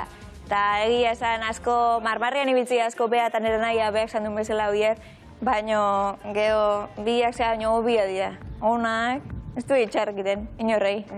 Bi lehengusu, bi kirolari, Irati snowboarden munduko txapelduna, Jokin zu Getariako arraunaria, zuek ere garaipen politiak egin dituzue. Zuen artean izaten duzue, nik gehiago eta zuk gehiago eta nik hau eta zuk hori, alako pikerik izaten duzue? Ez da pikerik. Azkenean batek irabazteunean zoriontzen du, eta bestiak irabazten duena, besti zoriontzen du. Eta oain arte behaito kauzako udaletxe azpian ote guri txalo jotzen, da aurrekoan behi harrera polita intzioen, da han ongenean behi txalo jotzen. Joki, nik ez dakit Getarian oso modako kirola ote den snowboarda, zu aurretik zalea zinen edo gerora zaletu zara? Egia nahi bat zuzatia, nik snowba ez dut behin egin, da irati beak etzun, segulain probatzea jun hartzan arte. Eta ez bana belgaizki uste aurreneko aldian juntzanean eskua puskatu zula. Bigarrengoan. Bueno, haizu, Irati eta Jokin, lehen guzuak, zuen aitak arraunlariak, ezta? Anaiak, bai. Anaiak. Behaiak anaia dira, arraunlariak izan Anaia direlako, ez da bi aitak, anaia dira eta arraunlariak izan dakoak. Kirolari familia bat, ezta? Zu arraunzalea zara, Irati? Ba, nik uste arraunzalia izan nahiela, Jokin ibiltzanetik gantzea bestela, oiturik enagan ikusteko, azkenian beti zatetena, urre espazaizu tokatzen zoze, zaila da segitzia. Orduan, familiko bat izan da, bai, eta gaina herrian asko animatze zaio behar arraunlaiai. Baina bestela, gutxi. Bestela gutxi. Igual horiokoa. Ez. Ez. Ondarrubiko baten bat libratzea da, baina bestela getaia. Bestela getaia. Bakoitza bere, hori beti ala izan da. Jokin, Iratik kontatu duen bezala Erasmusen Txilera joan zenean galdu zuen besoa, familia nola bizi izan zenuten momentu hori? Momentua oso gorra izan zen, ni akordatzen naiz goiz hortan lanean joan, eta familiko WhatsAppien jarri zuen, he encontrado este celular, holako zoze jarri zuen. Eta ez gineakin zertzan, ze pasazan ezer, eta halako batian kontaktatu zuen, da autobusian istripok izuela, eta ez gineoki bi irugunean berrikan. Oso momentu gorra izan zen. Eta Jokin, Iratik esan digu bere bizitzako fase honetan bera oso gustora eta motibatuta dagoela, zuk nola ikusten duzu, kanpotik? Irati, oso motibatu ikustet, eta aurten, igual aurreko urteetan baina motibatu ikusiet, ez dakit, eta hola zeitzen bau, jarri eta azkan helburu dana lortuko ditu, ez dudik egiten. Irati, Jokinek esan digu oso lotxatia zarela. Isko, bai. Kostatzaizu telebistara etortzea? Jo, eske nik askotan esaten, nien nahi jaio protagonista izateko, orduan, bizitzen nahien hau dana da, ez da lan eretzako ginda. Ordu badakizu laugarrena geratu. Ez irabazi. Ez da sakrifizioak eta bezala geho konpentsatu ite udena. Oso, alaxe behar da. Eta Jokinek Instagramen bidoren bat bota omen dizu esanez, bera zu baino lehenago etorri dela bi bazuekera. Bai. Ez que esan du ez teula izezeaten bata bestia baino hortxe biltzea. Titi. Jokin, noiz izan zinen zu bi bazueken? Aurreko urteko ekainan sartu ginean direktuan Bermeokoa zegoenian, platuan. Egia! Egia, eta gainera esan zenieten uretan ikusiko dugu elkar, esan zenieten Bermeokoei. Ez, itxasuan. Itxasuan ikusiko dugu elkar. Bai, orain Iratik esango du, elurretan ikusiko dugu. Hori ere bai. Bueno, Jokin, orain lehenguson arteko pike egin marko dugu, ea urrena berriz nor bueltatzen den, nork egiten duen meritua berriz etortzeko. Gu desiatzen, bat edo beste etortzeko. Edo bia batera. Jokin idiak ez, mila esker benetan, sorpresa ematen laguntzearen, eta ongi izan, laster arte. Ongi izan. Ondo izan. Agora, ondo pasa Irati. Hau da gozea, hau maialen. Bai? Bolibre, bai. Nik egiratzen diot eta gozetu egiten. Badago, beti izaten. Beti bat izuen nahiko berezi izaten naizela. Eta egun edakat, oitxura bat begiratzeko kalendarioa ze santua den. Gaur da San Eustazio eta Santalo. Santalo? Bai, Santalo. San Eustazio eta Santalo. Baina zer da, Santalo edo Santalo? Ez, Santalo, nire zerotu. Nire gutegian ere kalendarioan Santalo azartzen zen, bale? Orduan gaurko protagonista taloa da. Ez dakizu ez suerte izan duzen, protagonista handia Julen da, ekotaloko nagusia. Eta gaur, bera dago hemen, gure etorri, benetan etorri zaitez. Arratsalde esan beharko diogu. Gaur berezia da. Baiuren merezi dugu. Lagundu beharko dugu. Ara, eta begira, eta Begira zer egiten ari den. Eta lanean ari Arratsalde, da. txapeldun. Zer moduz, dios, hau indarra daka gizon honek. Aupa, Kaixo! Arratsaldean Julen ongi etorri, Hasi baino lehenago gauza bat esan dizuen. Nire bizi guzin jandudan talo honenak Julenek egindakoa. Benetan esaten dizute, kristonak. Ez diot ordaindu, Ez diot ordaindu. Zenbat talo ezberdin dituzu, ekotalo, zenbat egiten dituzu. Oraingoz, 21 eta gaurkoakin 22. Gaurkoekin Mota desberdin. Mota desberdin. Zapore desberdinak eta... Ni nahi dut zuek probatzera, zuk bez bat prestatu behar du. Zer prestatu behar du, zer bat honek? Bai, hasi... Behingo batik berotzen bixi-bixi. Eta nik kontatzen gune zer dauen bako. Kontuz, venga, zu kontatu. Lehenengotarik.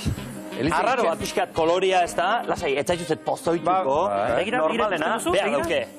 Gaurko barrenia sartuko deuna da, Xolomo burua, gazta herriakin eta pipar saltxe bat. Hoi bendik inoiz ez detin.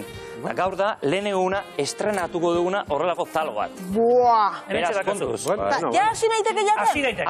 Hasi, bai. Julen, pentsatu alduk izena bat talo nentzat. Bai, talo honi bibaztuek. Bibaztuek? Kontuz aguz, kontuz aguz. Venga, mentzerago. Nik bai. Eta egia esan, kolore berexia daka. Honek zehazki ikatza dauke. Hemen erreta da hona, hau beltza dela, Jazta, honek ikatza daka. Honek ikatza daka. Eta aguz gixakoa dituko jo. Gure talo afrodiziako berezia. Kontuz. Talo afrodiziako berezia. Kontuz. Badatik baino gehiago kuste du hau txipiru eran dela, baina ikatzakin egina da. Veganoentzako da, organikoa, ekologikoa ere. Baita ere. Eta... Irin bereziekin. Irati goxoa dago, Benetan esaten dizuet, orain arte probatu ditudan. Talo honenak berak egiten du. Kristona. Honek gazta dauka. Zer du barruan? Aber zeraka barruan. Zeraka barruan, berez errepikatu guet. Bai. Pikilloen, saltxa bat, gazta errea, eta... Xolomo burua. Xolomo burua. Beitu Maialenek tita batean bukatu dura. Ez dago gehiago, Maialen? Ez dago gehiago, zue probatu. Ni duitzen zait izugarria dela. Ta ni berarekin egon nintzen agerre baserrian, ekotalo. Bera da bai agerre baserrian alkizan. Berak egititu, bat aizu, eta gaina egiten duzu, ezkontzentako eta edozen gauzetako. Egia da bai. Ni joan nintzen egunean, zemat ezkondu, zemat parijao bikote joan ziren? 7 bikote etorri zian, dastaketa bat egitea, 9 talo desberdinena. Ba, nik ere dastaketa erra egin nuen, non, alkizan agerre baserrian. Protagonista, nire ondoko hau, Julen, begira.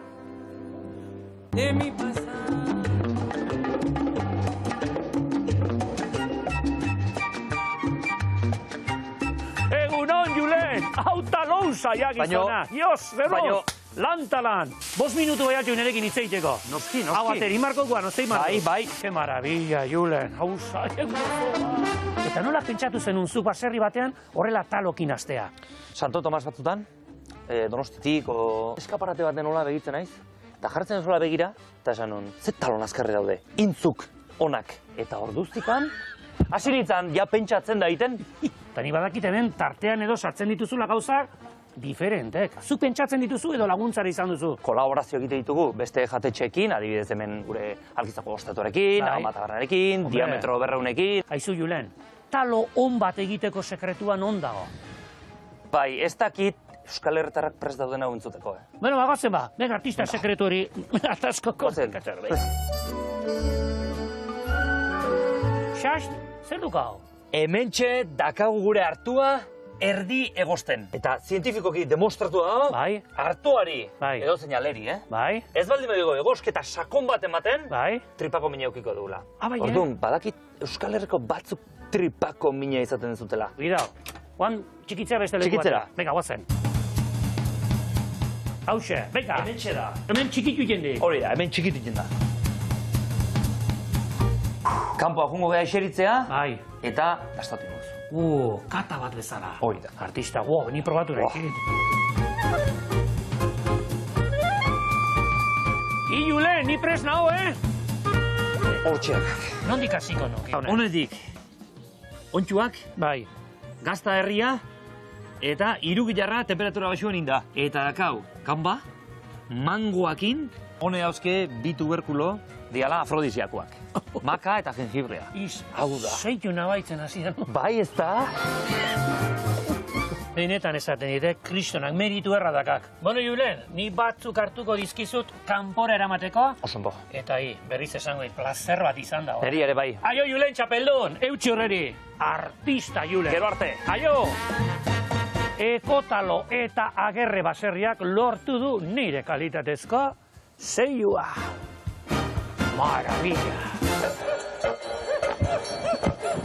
Eta orain kalean joku bat egingo du ea jendek asmatzen duen zer dakaten talo hauek barruan. Begira, horiak daka ahatea txinatar erara, gorriak daka oiaskoa kurri erara, eta hau ikatzakin dagoena beltza honek iruginarra, ontxoak eta gaztak. Jendeak jakingo du bai ala ez, oraintxe. Ekotaloko taloak! Probatu ezazue! Egunon, nahizu probatu. Aukeratu kolorea, denako seguzuek eta bereziak, gorria. Hartu zuk, Julenek egiten du probatu, bero-beroa dago kontuz. Ekotalo taloa!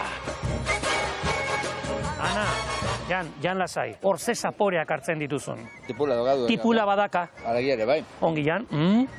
Hiru osagai ditu, bat perretxikoa da. Erosketako irau, karro hemen, osongi. Gazta? Gazta bat. Aragila, berezia dau. Hombre, ardikia ez da. Ardikia ez da. Sabor kebab. Sabor kebab. Freno jarri bar diogu neri, frenoa. Que se nos va, karroa bai. Txikoak.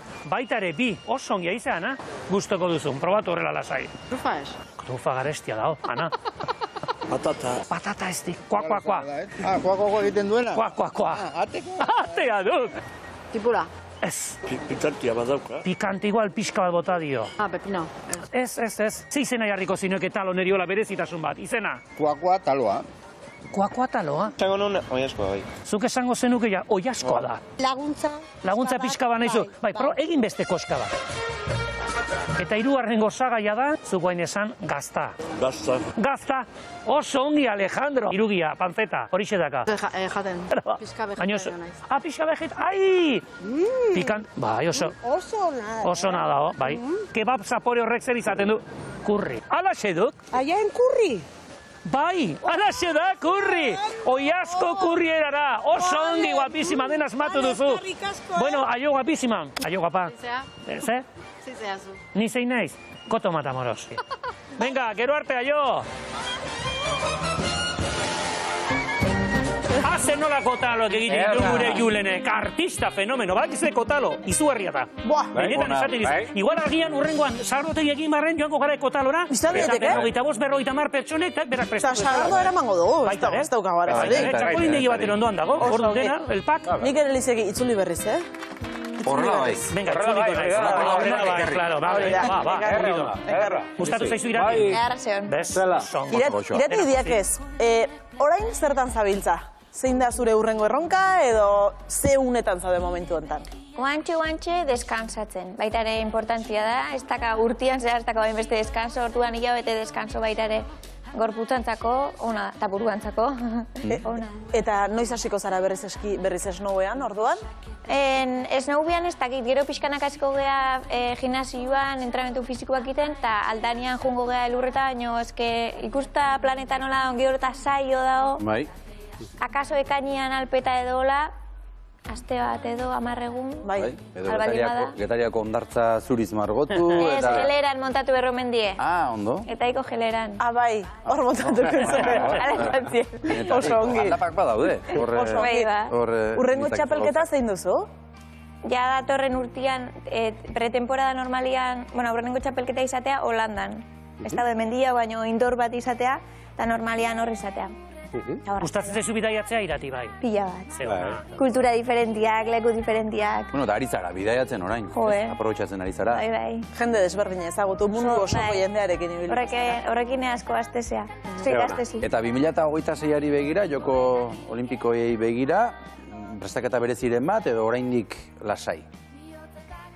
Bueno, azkenian ikusten guretzako honena izango ala, geho eta ordu gehiago sartu elurretan hobeto, zirkuito diferentia probatu, elur mota diferentiak, eta segi. Ez da truko berezi ikan. Nun izango dira Olimpiar Jokoiak? Italian. Italian. Italia. Oso ongi. Ez da guain urruti joan gara. Urrengo azten Italiako zerbait ekar dezakezu. Ikusiko dut. Hainbeste eskaintza ditut ikusiko dut.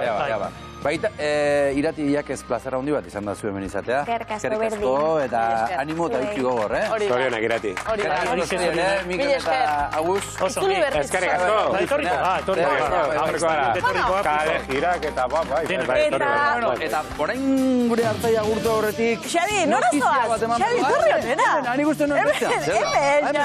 Hemen, gure hartzaia agurtu aurretik eskaera bat egin behar dizuegu. Datorren aste artean Bilbotik egingo dugulako saioa, San Mames ondoan, San Mamesen bertan. Izango garelako saioa egiten, bakizu itzulerako partidu hori dela. Eta horrexegatik, Xabi, zer eskatu behar dugu gure ikusentzulei? Bideoak bidaltzeko, badakizu eskuetan daukazuen traste gailu horiek hartu eta bideo luzeegiak ere ez, mesedez, segundiko bideotxoak, zuen taldea animatuz, badago zer animatua, badago honor animatua, bidali bideotxoak 600-44-566 gure zenbakira, eta guk jarriko ditugu. Eta txintxo portatzen bazarete gurekin, agian, gu ere zuekin txintxo portatuko gara. Maialen, zu zertzaude, Osasunaren aldean? Eta ni Atletiken aldean. Horrela tokatu da? Bai, horrela tokatu da. Horrela ere izan ziteken, ez da? Izan ziteken? Horrela ere izan ziteken. Gozen. Xabi, baina pasazu horretik. Nazten hasi gara. Bai, eta kamaran astu dituzte, Xabi. Unik uste dut, Aritz Gamboa ere Osasunaren aldean jarri beharko genukela, edo auskalo. Aritz Gamboa, arratsaldeon. Arratsaldeon, bikote, arratsaldeon ikusentzule guzti hori, ni beti Osasunaren alde, Badakizue, beti esaten dizuet, gure elikagaiak osasuntsuak direla, Euskal Herrian badirela elikagai osasuntsuak, eta hori islatzeko, hitz eder hori islatzeko ekipoa ere badugu, Osasuna. Bai. Oso ongi, Aritz, oso ongi. Atletika animatuta ere Osasuna pixka bat animatzen da. Baita ere. Baita ere ez, dena pixka bat. Aritz, zuk ez dituzu ikusten? Noski baiet. Zuk ez dituzu ikusten, baina ardiak badoazkizu, Badoaz. Maialen, zu asko fijatzen zarako. Lasai, ez dijoaz. Lasai, ez dijoaz, baino onartu behar dut, atzo Maialen zegoen, baino denak daude. Begira, gero hor 3 kanpoan zeuden. Atzekaldean gelditu ziren despistatuak, eta buelta eman nuenean, beak nehatzetik sartu ziren. Beraz, bista badauka, baina, Maialen, orain momentu hontan, ez dijoaz inora, beraiek bere barrutian daude, hauek ez dira ardiak, bildotxak dira, eta dagokien tokian daude. Eta ibili daitezke hemen barruti honetan nahi duten aina, itxita dagolako, alderik alde. Eta hemen egongo dira ratotxo batean oraindik. Bueno, ondo, beraz, lasai, Maialen dena ondo, lasaitasunez. Gaurko bideoari lasaitasunez egin diezaioko beraz sarrera, Aritz? Noski baiet, lasaitasunez eta zorionez, ze gaurko gaia udaberria da. Eta udaberriak zer suposatzen du? Gauza asko suposatzen ditu, baina horietako batzut behintzat gure ikuspegitik, hartzai ikuspegitik azalduko dizkizuegu. Ikusi zazue. Piztu dezagun benetan gu geu garena.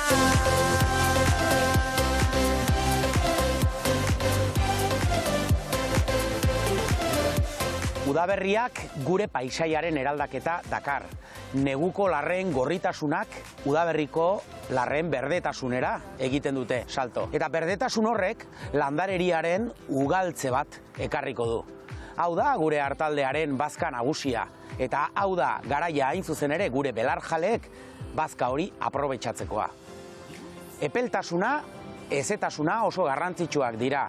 Baldintza horietan ugaritzen bait dira eta luzatzen bait dira gure belarrak. Baina horrek daukan bezain besteko garrantzia dauka, eguna luzatu egiten dela. Alegia, eguzkiak bere indar osoz, harik eta denbora gehiago eskaintzen digulako.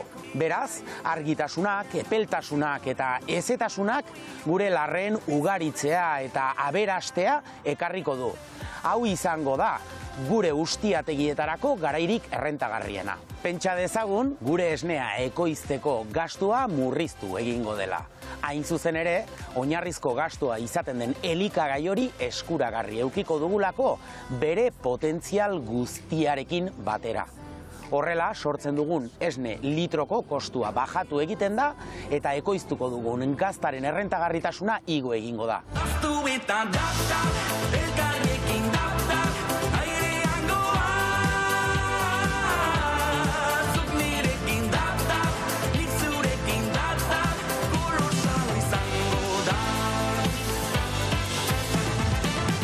Udaberria izango da Hartzaiondako gure ustiategiaren errentagarritasuna eta bideragarritasuna lortzeko garairik importanteena. Eta oso garrantzitsua izango da gure ekoizpenaren parte nagusia udaberri aldean egitea. Azkenean, udara ere iritsiko da eta udararekin batera agortzen joango da gure bazka, gure beheko larreetako bazka. Eta ordurako gure ekoizpena eginda eduki beharko dugu.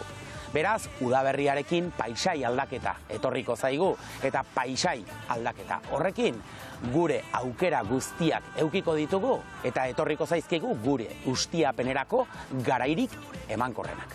Gure larreetako belar variedade gehienek 15 eta 20 gradu arteko hotzberoa dute gustokoen beraien garapena emankorren egiteko. Eta hain zuzen ere udaberrian hori izaten da Euskal Herrian gutxi gorabehera topatuko dugun hotzberoa.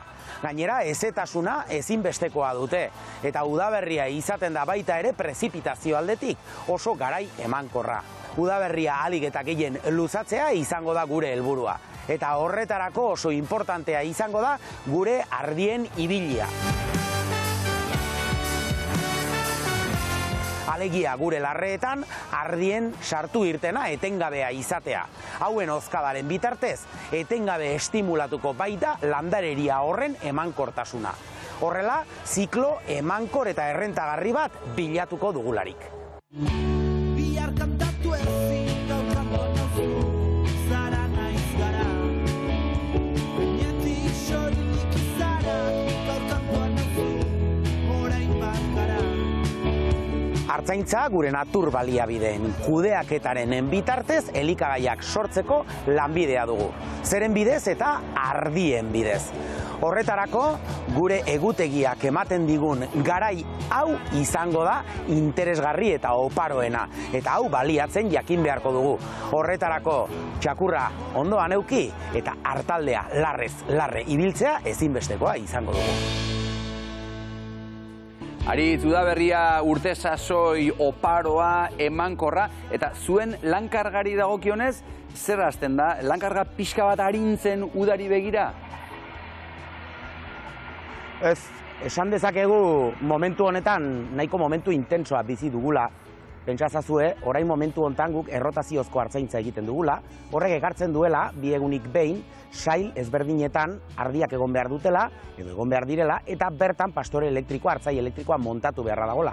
Hortaz, honen montajea etengabekoa izan behar da, errotazio sistemak egunero joan etorria eskatzen digu, bai goizez eta bai arratsaldez, horrek denbora bat eramaten digu, larrez larre ardiak eramateko orduan, gainera gazta egite garaia dugu, bere bete-betean daukagu, eta esne gehientsuena orain eukitzen dugu, beraz gazta kopuru handiena, eta gazta salmenta hasi da ere, eta hori gure lana bada. Ez ahaztu gainera, belarrak badatoz, eta momentu hontatik aurrera, zenbait larre, baliatu beharko ditugu, moztu beharko ditugu, datorren urteko beharrak asetzeko.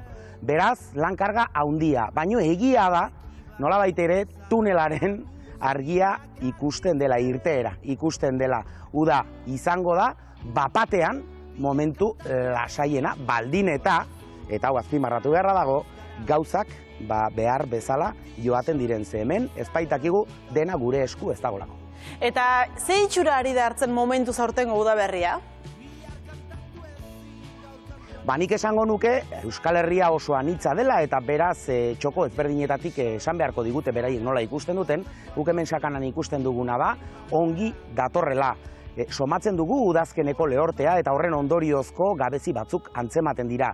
Baina udaberriari dagokionez hezetasuna eduki dugu, orain pixka bat falta izan da, baina badakigu ja bi egunetan edukiko dugula, epeltasuna ere eduki dugu, eta agian kalte pixka bat horrelako izotz puntu batzuk egin dizkigunak, oraindikan sartu besterik ez gara egin, itxura ona hartu diogu, baino asko falta da oraindik udaberri hasi-hasieran gaudelako. Ze behar dugun esango dizuet, epeltasuna eta hezetasuna.